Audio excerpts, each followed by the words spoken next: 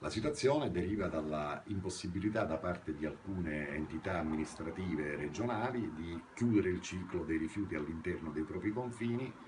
e quindi di trasferire i rifiuti che non vengono trattati e smaltiti in questi ambiti in altre regioni o addirittura anche all'estero. E questo però molto spesso significa che vi sono imprese o società, realtà criminali che evidentemente cercano di perseguire il massimo profitto, evitando di mandare allo smaltimento corretto questi rifiuti che prendono da altre zone e poi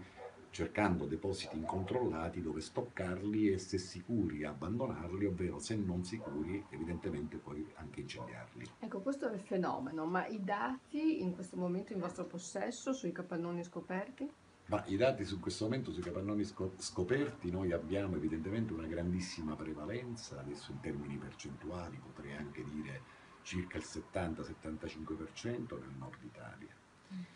Ma questo non significa che il fenomeno sia confinato al nord Italia, anzi assistiamo già a un certo tipo di tentativi di portarli anche in altre regioni del centro e del sud, probabilmente perché la pressione che abbiamo esercitato in questi mesi sulle regioni Piemonte, Lombardia e Veneto ha cominciato a far ritenere poco sicuri questi posti rispetto evidentemente ad altre zone ancora meno battute. Certo è che tutte le aree industriali del paese, gli agglomerati più estesi che hanno la disponibilità di capannoni o quant'altro,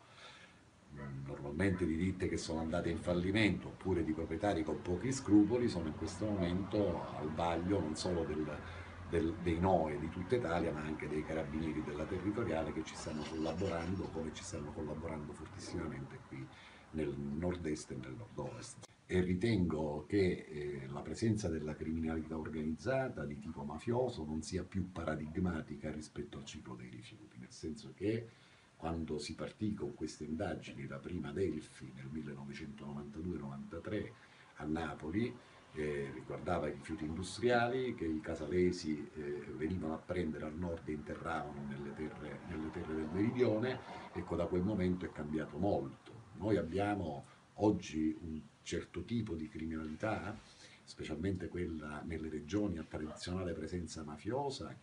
dove registriamo tentativi di infiltrazione delle pubbliche amministrazioni per l'acquisizione degli appalti, per la raccolta, mentre per quanto riguarda i traffici internazionali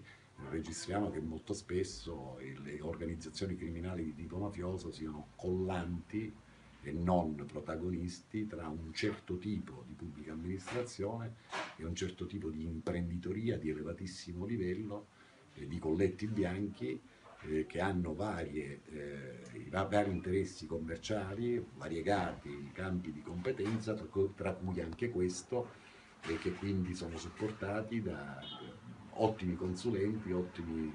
avvocati, ottimi tecnici. Quindi la criminalità che gira intorno al ciclo dei rifiuti, siano essi urbani che non urbani, non è più una criminalità solo ed esclusiva di tipo mafioso, ma viaggia verso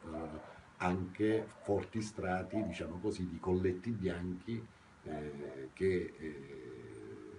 appunto costituiscono per noi un banco di prova non indifferentemente semplice. Il guadagno maggiore è quello di rivendere questi rifiuti non smaltiti adeguatamente all'estero o quello di smaltire in maniera impropria dei rifiuti che altrimenti per smaltirli ci vorrebbero delle cifre significative? Va premesso però ecco, che noi non dobbiamo dimenticare una cosa, che nel mondo dei rifiuti, specialmente dei rifiuti solidi urbani,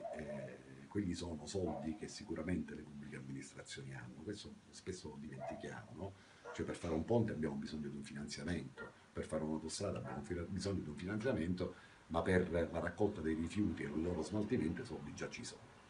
E quindi c'è una cassa sicura. È chiaro che noi abbiamo poi diverse tipologie di criminale connesso con il traffico illecito e le motivazioni possono essere le più singolari, nel senso che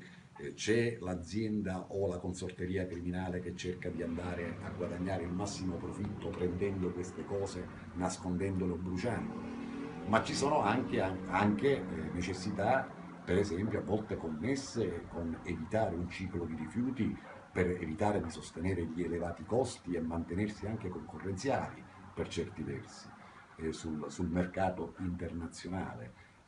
Così come per evadere più facilmente fatturati superiori che potrebbero essere individuati da una maggiore produzione di rifiuti, quindi problematiche di natura fiscale. Quindi vedete, il problema non è solamente esauribile con una sola motivazione, con una sola ragione, ma dietro il ciclo dei rifiuti, quali che essi siano, ci sono tantissime direttrici, tantissime ragioni, tantissimi moventi.